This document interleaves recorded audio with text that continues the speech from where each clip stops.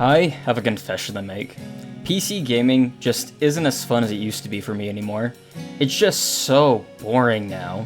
To clarify, I'm not talking about the games that are coming out for it, but instead I'm talking about my computer. It just doesn't really have a problem running games anymore. I have a GTX 1080, an i7-6700K, 16 gigs of DDR4 RAM, and a 250GB SSD. Every game I run just plays so smooth and buttery that my 2K 144Hz monitor gets a lot of use, and I've come to hate it. Now, some of you with bad computers may be thinking, oh no, Castle's badass computer runs games so well. Oh no, the parasol. If I sound spoiled, yeah, I'm f***ing spoiled. A Hat in Time literally runs at 240 FPS in the hub world, so I have literally zero problems running games nowadays. Now, let me take you back to the year of 2008. Back then, when I was growing up, when I wasn't on my GameCube or PS2, I was on my mom's horrible laptop. I played games like Wizard 101, Toonstown Online, and even Half-Life 2 at a crippling frame rate. But you know what? I absolutely loved it. I still love playing games where I have to struggle to get a decent frame rate. Anytime I'm unable to play games on my beast of a PC, I play on my laptop, and I have more childlike joy in that thing than I do on my main computer. Ask any of my friends, and they'll tell you that I get super excited when I get to play on my laptop. There's something so rewarding when you get the graphics just right, so the game still looks good, and your frame rate is still above 40. I'm a graphics whore at heart, and that's why getting those graphics along with a stable frame rate just feels so good. It'd be boring just to set everything on low and call it a day. You need to make that decision if you can live with a low resolution but better textures and shadows, or vice versa. When bad computers were the only thing that I had available to me, I would go into the config and mess around with the settings that way. If you watch The Low Spec Gamer, he does what I literally did as a kid, and that's why I love his videos so much. I actually got into PC gaming when I got a laptop with an Intel 4000 HD inside of it, and finally was allowed to play Half-Life 2 at a beautiful 60 FPS. And any modern game at about 10 FPS. Those were the days. How far I've come. I sold that old laptop years ago, but my current laptop isn't anything special either. It has an i5, a GTX 950M, 8 gigs of RAM, and a 1080p screen. It also has an SSD, but all my games are on a pretty slow hard drive because the SSD is really small. So you know what we're gonna do to this puppy? To make up for all of those lost years of bad FPS, I decided to download some games onto my laptop and see how they fared. Bear in mind though, sometimes while recording on this laptop, the FPS can be cut in half. A majority of the time though, the frame rate didn't really change all that much while recording. Since I'll be referring to my laptop a bunch here, I'll give it a name. I'd like to introduce you to Potato. Not very good with names. Just to get an idea of where my laptop stood, I ran it through some 3D Mark benchmarks. The first test went excellent with a very high frame rate, which is not very surprising though because it's meant for mobile phones. I mean, my iPhone 8 beat my laptop with the score here. The second test didn't go so bad either, and that's more targeted towards lower end modern machines. The third test though is where things started to slow down a bit. It stayed at a decent frame rate most of the time, but there were some noticeable slowdowns in some intense areas. Then came the big one, Firestrike. Potato begged me not to, but regardless, I ran the test anyways. The fans on the laptop were going at maximum speed, and Potato only managed to spit out a slideshow. I wasn't too surprised, to be honest. For comparison's sake, here's my main computer running the same benchmark next to it. Firestrike is a killer benchmark that still sent my main computer down to the 20s during the intense bits. The fact that my laptop is still alive to tell the tale is truly remarkable. After that, I decided to give my laptop a little break with some games that I figured that it would run pretty well. Half-Life 2. This ran pretty well, although there were some weird stuff going on with the mouse aiming. Considering it's a 14-year-old game, I'm not super surprised that my little Potato can handle it. Visually though, I still think Half-Life 2 is a decent looking game, so I'm pretty happy with the results. Doki Doki Literature Club. After overclocking my GPU, I was able to get a measly 60 FPS out of this dating sim. Arma 3. Considering the reputation the series has for being horribly optimized, Arma 3 surprised me by having almost no frame drops when I began the recording. I was able to get medium to high graphics and keep decent frames at the same time. Though, maybe it's because it's so horribly optimized that there were no frame drops, and in reality, I should have had even more frames to begin with. A Hat in Time. This ran really well on high settings when not recording, but I still think the frame rate is acceptable when recording. A big frame rate killer of this game that I discovered is maxing out the view distance. Dialing the setting a little bit back helps in a large way with the performance. Honestly, I could have scaled the game back a bit more to have better frames because the game's art style goes really well with bad computers. Total War, Shogun 2. The Total War games are among some of the most visually striking games to look at. There are at times thousands of soldiers charging at each other that it's expected that the frame rate would take a hit. This is the oldest Total War I tested and it obviously ran the best, and also, in my opinion, looked the best. It can look a little potato-y at times with my graphics, but considering it's a strategy game, a high FPS isn't really that big of a deal, and the average of about 40 frames that I got is more than enough while maintaining visual quality. I think being able to look at beautiful battles with a little hit to performance is acceptable with a game like this. A Bunny Approaches. Ran pretty good. Killing Floor 2. Not only was I able to have high graphics, but the game also ran really good at the same time. There is some hitching when there's a large explosion, but other than that, this is the game that I'm the most proud of. I still have a very good looking game, while also having a really good frame rate. CSGO.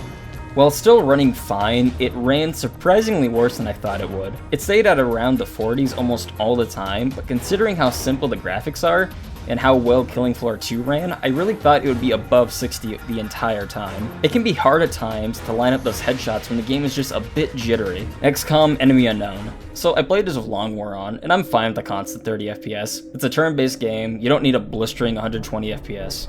I was able to max out the graphics, so other than the frame rate, it's the same experience I get on my main PC. Crysis 3. Given the reputation of the series, and considering Crysis 3 is still a game worth benchmarking on, I was surprised that I got an almost 30 FPS on low graphics. The game still looks good on low when viewing it on potato screen. Call of Duty World War II. When I first started playing the settings, I got a little concerned because the game kept crashing when I attempted to change the resolution to 1080p. I settled for 720p and kept the resolution scale at 100%, considering I was already at a pretty low resolution already. Going in game, however, I was pleasantly surprised to see that the frame rates were in the 40s. Sure, on the video, everything looks blurry, but on my potato screen, it didn't really look all that bad. With that being said though, not every game that my laptop ran did quite so good. In fact, some ran downright horrible.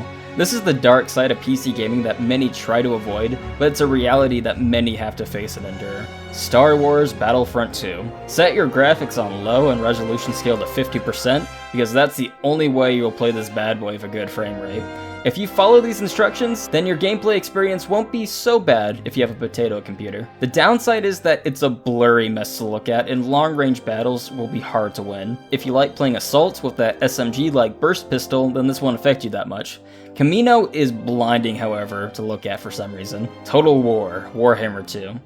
Absolute low and with a resolution scale of 70% is the only reason I was able to get anywhere near 30 FPS. Considering I have double unit size on, I'm not too surprised that the frame rate struggled to get 30, but the graphics took a massive hit with how blocky it all looks. Total War Attila. Not only does this game look worse than Shogun 2, but it also runs worse.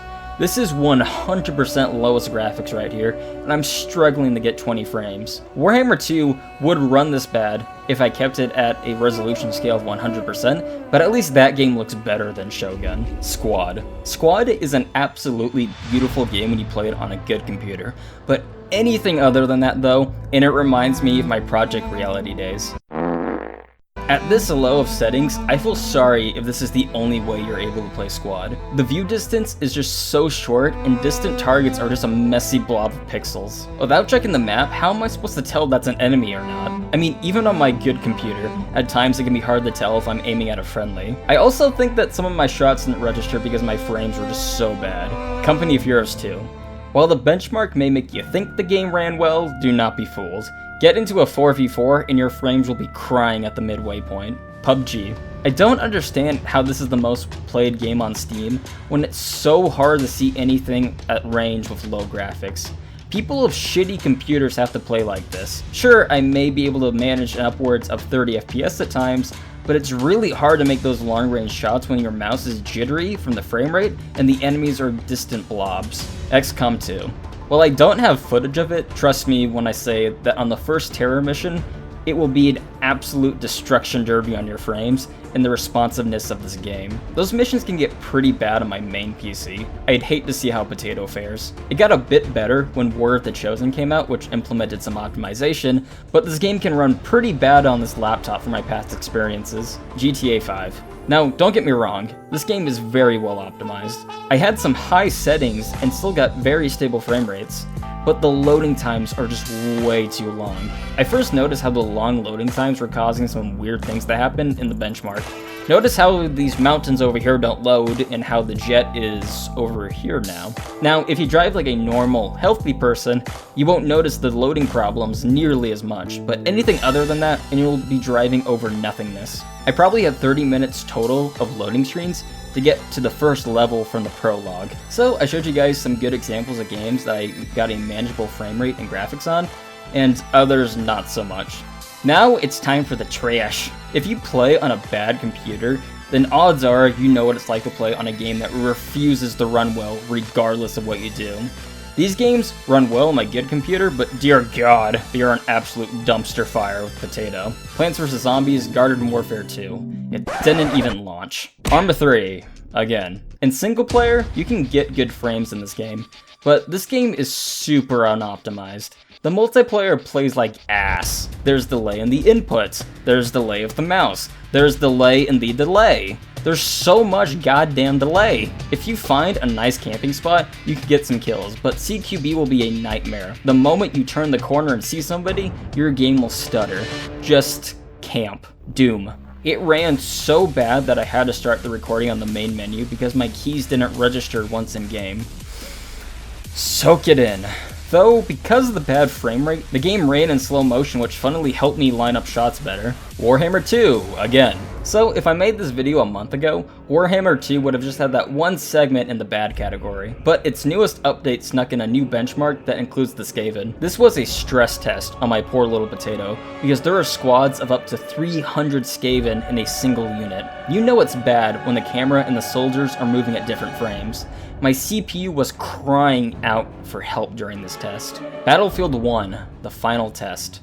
Battlefront 2 ran really well considering what I was up against. This though, an older game, ran horrible. This was a technical disaster for me. 1080p would not work because it was always zoomed in on the top left of the screen like this. So I had to play at 720p. This meant, however, I could play at a 100% resolution scale, since the resolution was already really low. I thought this would run better than Battlefront 2 because it was a year older. However, once I got into a match, my morale immediately dropped. I mean, look at the frame rates! There was delay when I pressed any button. Good luck doing any long-range engagements in this game, but I did manage to get a single long-range kill. Now I understand where suicidal medics are coming from in Battlefield games. Who would want to live with frame rates like these? Finally, we're done with the tests. These were the results I got from playing so many different games in my Potato. Well, it's more like a burnt potato now. So, I made this video because I wanted today to be a celebration for all you guys that run on slow machines. You have to deal with so much crap to get your games running. I'm sure that each one of you that run a bad computer wants a good computer. And so did I when I was in your position. Do I wish that I still played on a horrible computer all the time? Oh sweet god, no. If anything, this test made me more happy where I am today. I would never give up great frame rates and a responsive computer just to relive the past. But, do I wish to play on my bad Potato every now and again for the fun of it?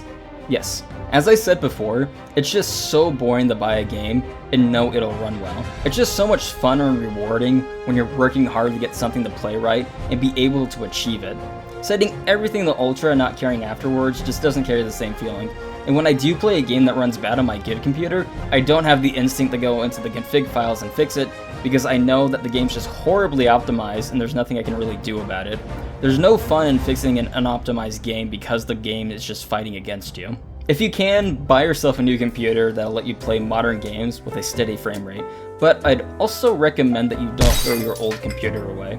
The first couple of years I didn't look back, but eventually I started to miss the old days where I had a love-hate relationship with my computer. The bond we shared was unlike any other device I ever had. I tinkered with it and played with the graphics so I could get the best visuals and frame rates possible. To my laptop with an Intel HD 4000, I don't know where you are right now, old friend.